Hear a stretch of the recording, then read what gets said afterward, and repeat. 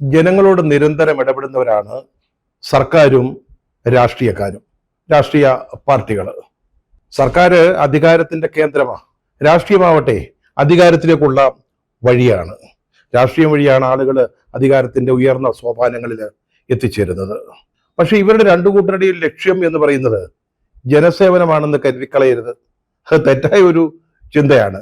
അധികാരം നിലനിർത്തുക, അതായത് സർക്കാരിനെ സംബന്ധിച്ചിടത്തോളം എന്തു ചെയ്തും, വോട്ടർ പട്ടിക തിരുത്തിയിട്ടാണെങ്കിലും, അല്ലെങ്കിൽ കിറ്റ് കൊടുത്തിട്ടാണെങ്കിലും, അല്ലെങ്കിൽ സ്ത്രീകൾക്ക് 10,000 രൂപ വീതം ഇനാമായിട്ട് നൽകിയിട്ടാണെങ്കിലും അധികാരം നിലനിർത്തണം. അതുപോലെ രാഷ്ട്രീയക്കാർക്കോ, പ്രത്യേകിച്ച് അധികാരത്തിന്റെ പുറത്തു നിൽക്കുന്ന ആളുകൾക്ക്, അവർക്ക് അധികാരം പിടിച്ചെടുക്കണം.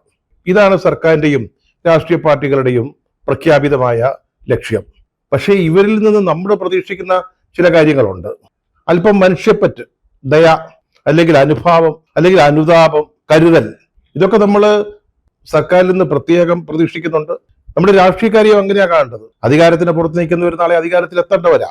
അതുകൊണ്ട് അവരിൽ നിന്ന് ഇതൊക്കെ നമ്മൾ പ്രതീക്ഷിക്കും. പക്ഷെ കിട്ടാതെ വരുമ്പോൾ, യാതൊരു തരത്തിലുള്ള കരുതലും കിട്ടാതെ വരുമ്പോൾ പിന്നെ എന്തിനാണ് ജീവിതമെന്ന് ചിന്തിച്ചു പോകുന്ന ചില ആളുകളുണ്ട്.